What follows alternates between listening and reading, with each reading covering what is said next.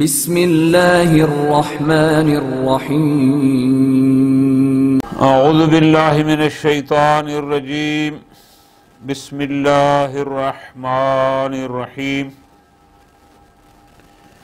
وقال علیہ السلام امیر المومنین علی ابن ابی طالب علیہ السلام نے فرمایا ان اللہ افترض علیکم فرائض فلا تضیعوها، اللہ نے چند فرائض تم پر عائد کیے ہیں انہیں ضائع نہ کرو۔ وحد لکم حدودا فلا تعتدوها، اور تمہارے لیے حدود کار مقرر کر دیے ہیں ان سے تجاوز نہ کرو۔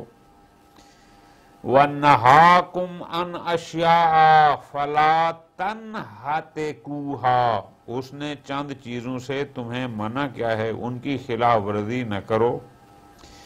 وَسَقَطَ لَكُمْ عَنْ أَشْيَاءَ وَلَمْ يَدَعْهَا نِسْيَانًا فَلَا تَتَكَلَّفُوهَا، اور جن چند چیزوں کا اس نے حکم بیان نہیں کیا اسے بھولے سے نہیں چھوڑ دیا، لہذا خام خواہ انہیں جاننے کی کوشش نہ کرو۔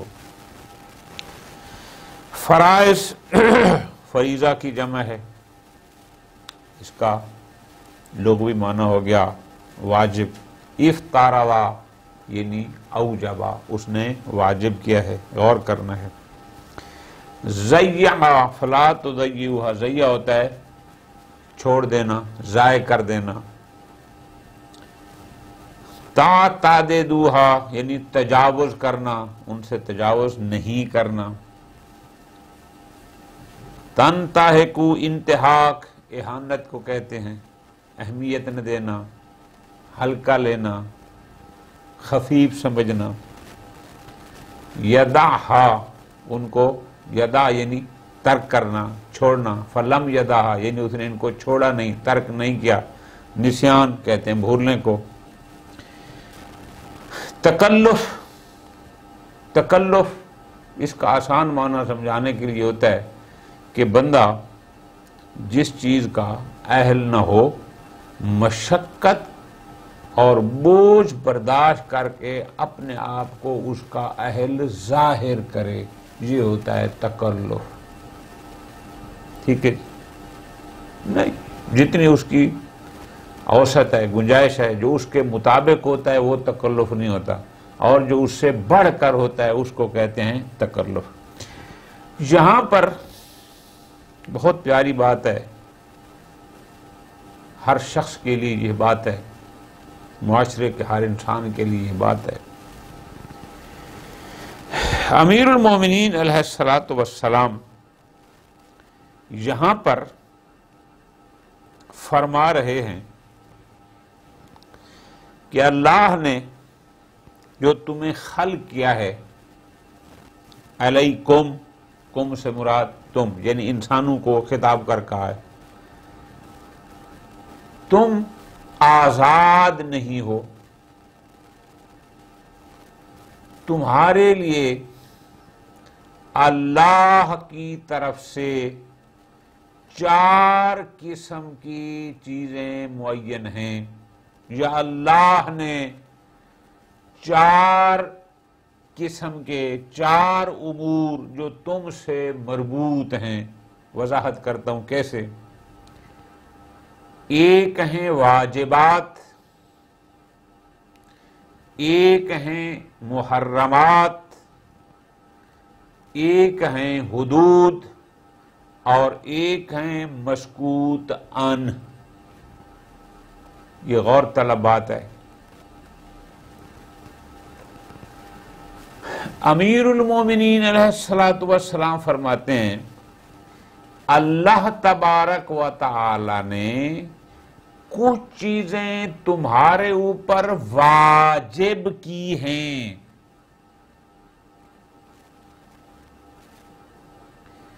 کچھ چیزیں اللہ نے تمہارے اوپر حرام کی ہیں،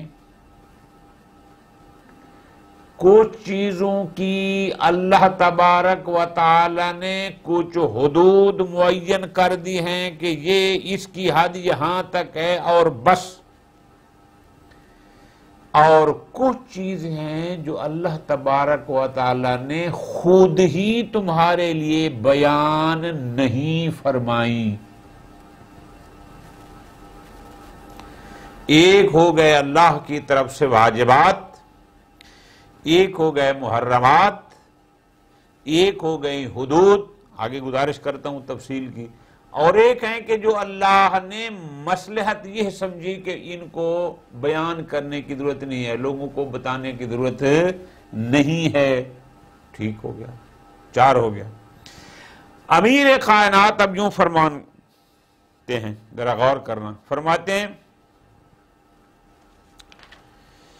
ان اللہ، تحقیق اللہ تبارک و تعالی نے افترض علیکم فرائض، اس نے تمہارے اوپر کچھ فرائض، کچھ واجبات فرض کیے ہیں، عائد کیے ہیں، ٹھیک ہے جی، کہ یہ تم نے کرنا ہے۔ غور کرنا، اس نے کہا نماز واجب، اس نے کہا روزہ واجب، اس نے فرمایا حج واجب، اس نے فرمایا زکوٰۃ واجب، اس نے فرمایا مظلوم کی مدد واجب الی آخرہ۔ یہ ہو گئے واجبات، اور جو واجبات ہیں فرمایا خبردار فلا تضیعوها، ان کو ضائع نہیں کرنا، مراد یعنی ان کو چھوڑنا نہیں ہے۔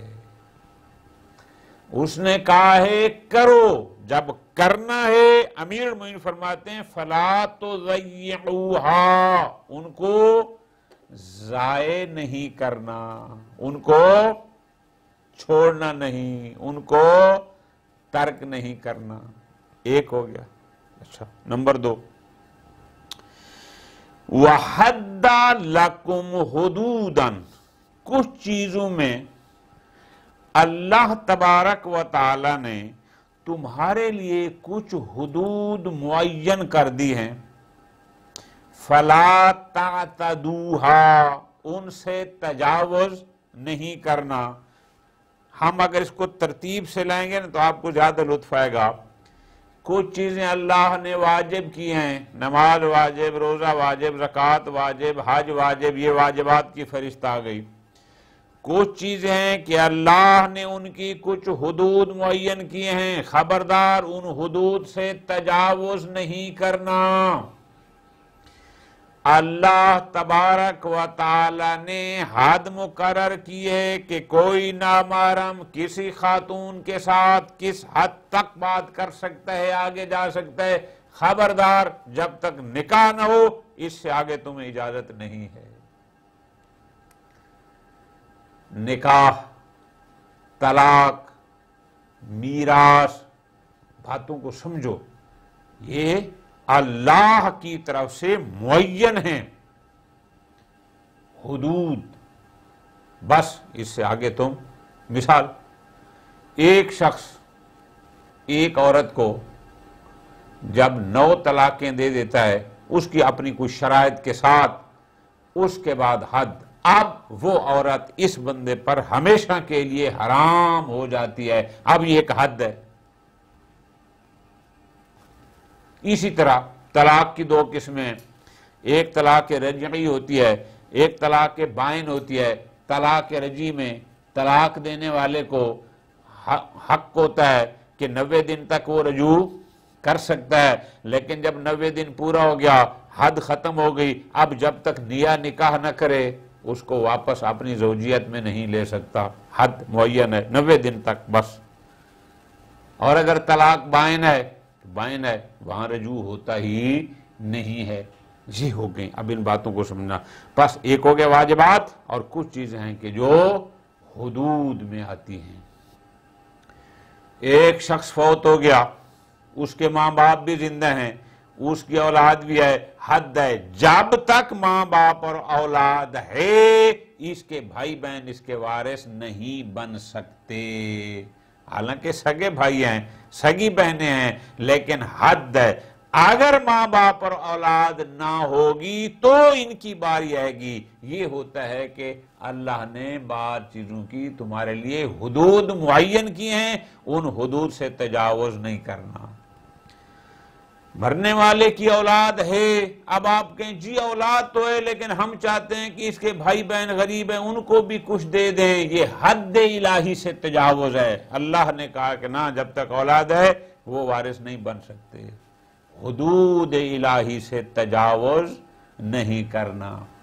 تمہیں اختیار ہے کہ تم 4 عورتوں سے نکاح کر سکتے ہو، جب تم بیک وقت 4 عورتوں سے نکاح کر چکے ہو حد الہی آگے خبردار، اب 5ویں کے ساتھ تم نکاح نہیں کر سکتے، حدود الہی ہے۔ اللہ تبارک و تعالی نے حد لکم حدودن، تمہارے لیے کچھ حدود مقرر کی ہیں، اور جہاں اس نے کہا ہے بس فلا تعتدوها، خبردار ان سے تجاوز نہیں کرنا۔ 2 ہو گئے۔ وَنَّهَاكُمْ عَنْ أَشْيَاءَ، بعض چیزوں سے اس نے نہیں فرمائی، جس کو ہم کہتے ہیں کہ یہ حرام ہے، اس نے کہا خبردار یہ نہیں کرنا، کریں گے تو حرام ہوگا۔ اور جس کا کہا تھا کرو وہاں نہ کرنا حرام تھا، اور جہاں سے نہیں فرمائی کہ نہ کرو ہم کریں گے تو حرام ہوگا، یعنی بعض اشیاء سے اللہ تبارک و تعالی نے نہیں فرمائی ہے۔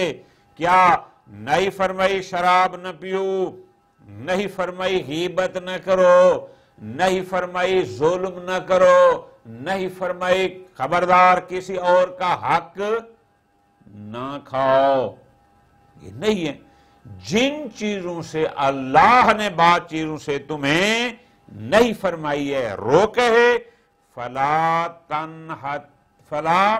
تنتہکوہا، خبردار ان کو ہلکا نہ سمجھو، ان کو خفیف نہ سمجھو، ان کی بے پرواہی نہ کرو، ان کی اہانت نہ کرو۔ مراد کیا؟ جہاں سے اس نے روکا ہے بس رک جاؤ۔ تو کچھ ہو گئے جو اللہ نے تمہارے اوپر واجب کیے، کچھ چیزیں ہیں جو اللہ نے ان کی ایک حد معین فرما دی ہے، اور کچھ ہیں کہ جن سے اللہ نے تمہیں روک دیا ہے۔ یہ 3 قسم ہو گئی۔ امیر المومنین آگے ایک بڑا نقطہ بیان فرما رہے ہیں، فرماتے ہیں وَسَاقَتَ لَكُمْ عَنْ أَشْيَاءَ، بعض چیزیں ایسی ہیں کہ اللہ تبارک و تعالی نے ان کو بیان نہیں فرمایا، ان سے خاموش رہا۔ مصلحت اس کی یہ تھی کہ یہ مخلوق کو بتانے کی ضرورت نہیں ہے، یا بتائیں یا نہ بتائیں اس کا ان کے اعمال کے ساتھ کوئی تعلق نہیں ہے، جو بھی ہے۔ مثلا عرش کیسا ہوگا، جنت کیسی ہوگی، اس کی چند نشانیاں بتا دی ہیں، حقائق نہیں بتائے۔ نار جہنم کیسا ہوگا، قرآن میں چند مقامات پر کچھ نشانیاں بتا دی ہیں، حقیقت بیان نہیں فرمائی۔ الی آخرہ، ابتداء خلقات، قضاء و قدر، اور بہت سارے ہیں کہ اللہ تبارک و تعالی ساکت عن اشیاء، یعنی یہ مسلمات میں سے ہے کہ بعض چیزوں سے یا بعض چیزوں کو اللہ تبارک و تعالی نے بیان نہیں فرمایا۔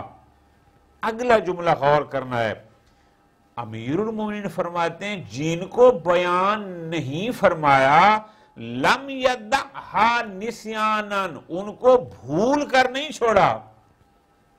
یعنی ایسا نہیں ہے کہ اللہ تبارک و تعالی بھول گیا ہو بتانا، اس کے ذہن میں نہ رہا، وہ یہ بات بھی بتانی تھی قرآن میں اور میں نے نہیں بتائی۔ وہاں سہو و نسیان کا تصور وہ اللہ نہیں ہے کہ جس کو سہو و نسیان ہو۔ وہ ان جسم و جسمانیات فلاں اس کی ذات عین علم ہے، علم عین جہاں علم ہے پھر وہاں پر بھول چوک یہ چیزیں یہ سب بے معنی. جب کہہ دیا کہ علم عین ذات ہے تو بات ختم ہو گئی. پس جان بوجھ کے اس نے ان کو بیان نہیں فرمایا.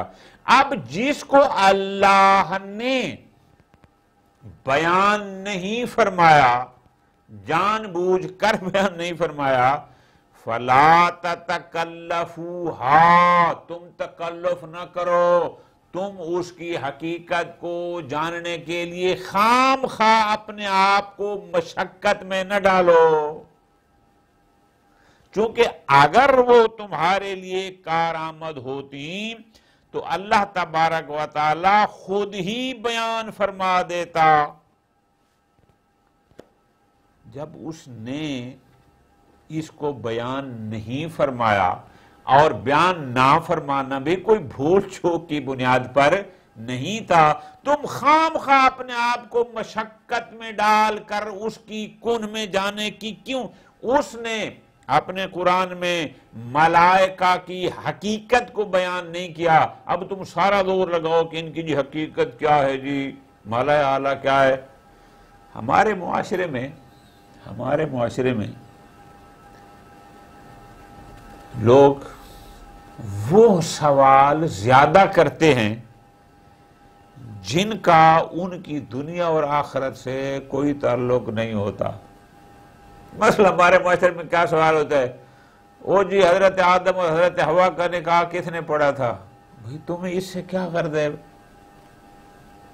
او جی حضرت موسیٰ کی ماں کا نام کیا تھا؟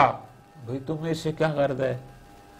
اچھا جی وہ جو حضرت آدم کی اولاد تھی اس کے بیٹے بھی تھے بیٹیاں تھے تو ان کے نکاح کے، یعنی ایسے ان چیزوں کا نہیں پوچھیں گے کہ جو ان کی دنیا اور آخرت سے مربوط ہیں، ایسی چیزیں پوچھیں گے کہ جن کا اس سے کوئی تعلق نہیں ہے.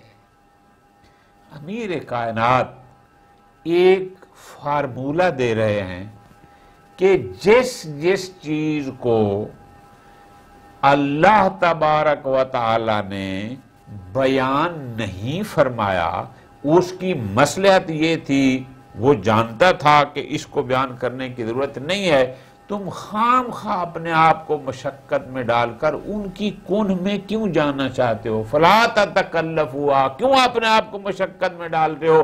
کیوں ان کی حقائق جانتے ہو کہ جناب یہ کیا ہے وہ کیا ہے، جبکہ اس کا تمہاری دنیا آخرت سے کوئی تعلق ہی نہیں ہے.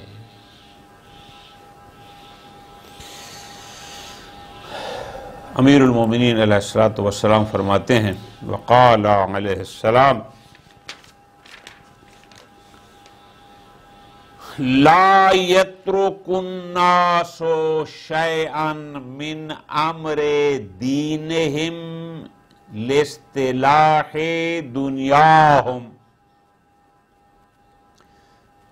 الا فتح اللہ علیہم ما ہوا اضر منہ. جو لوگ اپنی دنیا سنوارنے کے لیے دین سے ہاتھ اٹھا لیتے ہیں، خدا اس دنیاوی فائدے سے کہیں زیادہ ان کے لیے نقصان کی صورتیں پیدا کرتا ہے. آپ نے بھی دیکھے ہوں گے، ہم نے بھی دیکھے ہیں، ہمارے اس معاشرے میں بہت سارے لوگ ہیں جو اپنی دنیا سنوارنے کے لیے دین سے ہاتھ اٹھا لیتے ہیں.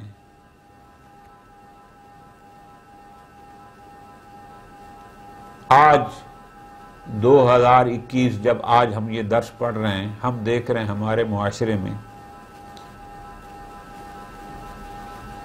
حتیٰ کہ منبر نبوی پر ہم دیکھ رہے ہیں لوگ اپنی دنیا سنوارنے کے لیے امور دینیہ کو ترک کر رہے ہیں.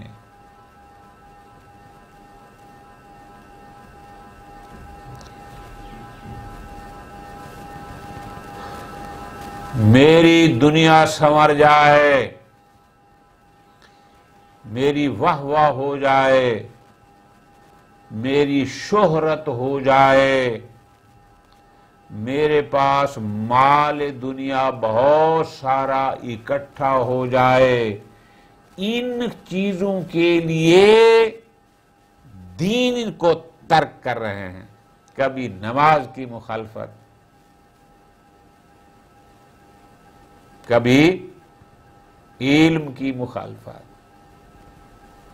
کبھی علماء کی مخالفت، قرآن کی مخالفت، دعائے کمیل کی مخالفت، دعا و مناجات کا انکار۔ یہ سب کچھ کیوں؟ لاصطلاح دنیاہم، امیر فرماتے ہیں کہ یہ سب اپنی دنیا سنوارنے کے لیے کر رہے ہوتے ہیں،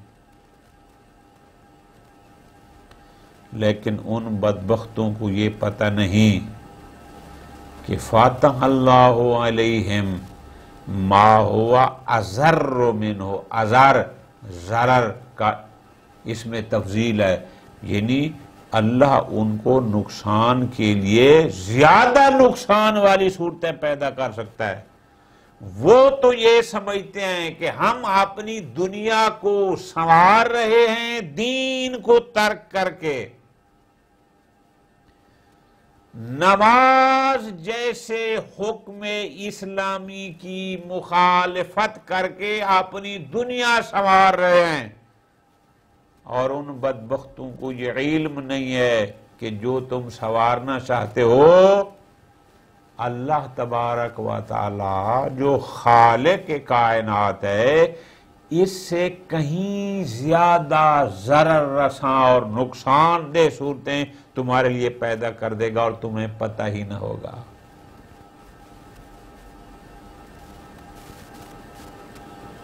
فرماتے ہیں غور کرو، لا یترک الناس شیئا من امر دینہم، لفظی ترجمہ کہ لوگ دینی امور میں سے کسی چیز کو ترک نہیں کرتے، لاستصلاح دنیاہم، اپنی دنیا کو سنوارنے کے لیے، یعنی لوگ کہ بعض لوگ، سب کی بات نہیں، بعض لوگ جو اپنی دنیا سنوارنے کے لیے امور دینیہ سے ہاتھ اٹھا لیتے ہیں، حق کی حمایت نہیں کرتے، ان کے سامنے نماز کی مخالفت ہو رہی ہے، وہ اس لیے نماز کے حق میں نہیں بالتے کہ کہیں میری مجلس خراب نہ ہو جائے، اس کے سامنے توحید کی توہین ہو رہی ہے لیکن وہ خاموش اس لیے بیٹھا ہے کہ میری مجلس خراب نہ ہو جائے، کہیں میرے بانی کم نہ ہو جائیں، کہیں میرے پیسے پر فرق نہ پڑ جائے۔ فرماتے ہیں جو بدبخت لوگ اپنی دنیا سنوارنے کے لیے دین کو ترک کر دیتے ہیں، امر دین سے ہاتھ اٹھا لیتے ہیں، ان کو یہ پتہ نہیں کہ فتح اللہ علیہم، اللہ فتح یعنی باز کر دینا، پیدا کر دینا، کھول دینا، ما ہوا اضر منہ، جو ان کے لیے اس سے زیادہ نقصان دہ صورتیں ہیں اللہ تبارک ان کے لیے وہ پیدا کر دیتا ہے۔ لہذا دین کو ترک کر دینا اصلاح دنیا کے لیے، دنیا سنوارنے کے لیے، امیر المومنین فرماتے ہیں ایسا نہیں ہے، تم اس کے دین کو چھوڑ دو اور وہ تمہاری دنیا سنوارتا جائے جبکہ اس سے زیادہ ضرر رساں صورتیں تمہارے لیے پیدا کر دیتا ہے۔ وقال علیہ السلام، امیر المومنین ارشاد فرماتے ہیں، رب عالم قد قتلہ جہلہ،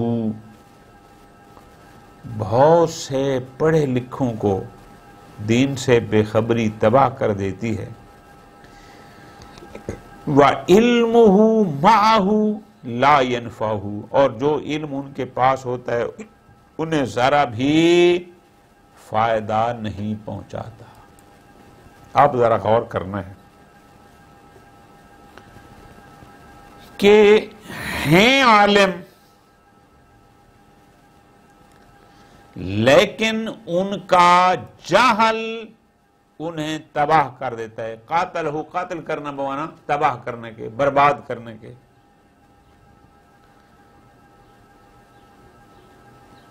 اس پہ غور کریں گے تو بات سمجھ آئے گی کہ ایک عالم کو اس کا جہل تباہ کر دے. تو یہاں سوال ہوگا، اگر وہ جاہل ہے تو پھر عالم نہیں ہے. علم اور جہل دو متضاد صفات ہیں کہ اگر یہ عالم ہے تو پھر جاہل نہیں، جاہل ہے تو پھر عالم نہیں. لیکن امیر المومنین کے اس فرمان کو سمجھنے کے لیے تھوڑی گہرائی میں جانا ہوگا. فرماتے ہیں رب عالمین، کتنے ایسے عالم ہیں قد قاتلہ، جسے ہلاک کر دیتا ہے. قاتل کا معنی آپ مرادی معنی کریں کہ ہلاک کر دیتا ہے جہلہ، اس کی جہالت، وَعِلْمُهُ مَاهُ، اور جو علم اس کے ساتھ ہوتا ہے لا ينفعه، وہ بھی اس کو کوئی فائدہ نہیں پہنچاتا. اب اس کو درک کرنا ہے کہ بندہ عالم ہے، علم بھی اس کے پاس ہے، علم اس کو کوئی فائدہ نہیں پہنچا رہا، اور جہالت اس کو ہلاک کر رہی ہے. بڑی پیاری تفسیر کی ہے مفسرین نے اس کی، اور انہوں نے یہ کہا ہے کہ اس سے مراد یہ ہے کہ اس کو علم تو ہے کہ یہ حرام ہے، لیکن آپ نے علم کے مطابق عمل نہیں کر رہا. حرام کا ارتکاب کر رہا ہے تو جیسے جاہل کرتا ہے یہ بھی تو ویسے کر رہا ہے نا. تو پس اس کا جاہلانہ کام اس کو برباد کر رہا ہے. اس کو علم ہے کہ غیبت حرام ہے لیکن پھر بھی ارتکاب کر رہا ہے. اس کو علم ہے کہ نماز واجب ہے پھر بھی ترک کر رہا ہے. اس کو علم ہے کہ جھوٹ بولنا حرام ہے لیکن پھر بھی بول رہا ہے. تمہیں علم ہونا کہ نماز واجب، تمہیں علم ہونا کہ جھوٹ حرام، تمہیں علم ہونا کہ شراب حرام، تیرا یہ علم تمہیں کوئی فائدہ نہیں پہنچا رہا. کیوں؟ اس لیے کہ تیرا عمل جاہلانہ ہے. تیرا عمل تیرے علم کے موافق نہیں ہے. اگر تیرا عمل تیرے علم کے مطابق ہوتا پھر تیرا علم تمہیں فائدہ پہنچاتا. علم کہتا رہا یہ حرام ہے نہیں کرنا، تو نے اس کی نہ مانی اور تو نے وہ کر دیا. جب کر دیا ہے تو پھر تیرا جہل تمہیں ہلاک کر رہا ہے. جہل سے مراد یعنی کار جاہلانہ، چونکہ علم کی اتباع تو نے کی ہی نہیں ہے. یہ مضمون پیچھے گزر چکا ہے، پھر بھی کئی جگہ آئے گا. صرف علم کافی نہیں ہے جب تک ساتھ عمل نہ ہو. میں نے بہت ساری کتابیں پڑھی ہیں جی، میں نے نماز کے بارے میں بہت کچھ پڑھا ہے، عملاً نماز ادا نہیں کرنی. میرا بڑا مطالعہ ہے جی، جھوٹ کے بارے میں نے اتنی حدیثیں پڑھی ہیں، لیکن جب موقع آتا ہے جھوٹ بول جاتا ہے پھر تیرا علم تمہیں کوئی فائدہ نہیں پہنچا رہا. وہ علم کہ جو تیرے عمل سے ظاہر نہ ہو، تیرا عمل تیرے علم کے مخالف ہو. علم کچھ کہہ رہا ہے اور تو عمل میں کچھ کر رہا ہے. مثلا ایک قاعدہ کلیہ، ایک ہی چیز کا ذکر نہیں ہو سکتا. تیرا علم کہتا ہے کہ یہ کر، تو نہیں کر رہا. تیرا علم تمہیں کہہ رہا ہے اس سے اجتناب کرو، یہ نہیں کرنا، اور تو اس کا ارتکاب کر رہا ہے. تیرا علم تمہیں کوئی فائدہ نہیں پہنچا رہا. علم تو ہے لیکن وہ تیرے لیے مفید نہیں ہے، بلکہ تو جو کر رہا ہے وہ خلاف علم ہے. اس کا مطلب ہے گویا کے مقام عمل پر تو جاہل ہے، تیرے پاس علم ہے ہی نہیں چونکہ تو علم کی اتباع نہیں کر رہا. یہ فرمان امیر المومنین ہے کہ بہت سارے عالم ایسے ہیں. عالم سے مراد یہ نہیں کہ جس نے ابا کا ماما پہنا ہو، جو مدرسے کا مدرس ہو، جو مسجد کا پیشن ہو. عالم صاحب علم. علم صرف دین کا تو نہیں ہے، جس چیز کا بھی علم ہو، جو بندہ اپنے اس علم کے مطابق کام نہیں کرے گا اس کا وہ جاہلانہ انداز ہوگا اور وہی اس کی ہلاکت کا باعث بن جائے گا. علم بلا عمل کوئی فائدہ نہیں رکھتا. اللہ تبارک و تعالی ہمیں فرامین ائمہ کو پڑھنے، سمجھنے اور عمل کرنے کی توفیق عطا فرمائے. وصلی اللہ علی محمد وآل محمد.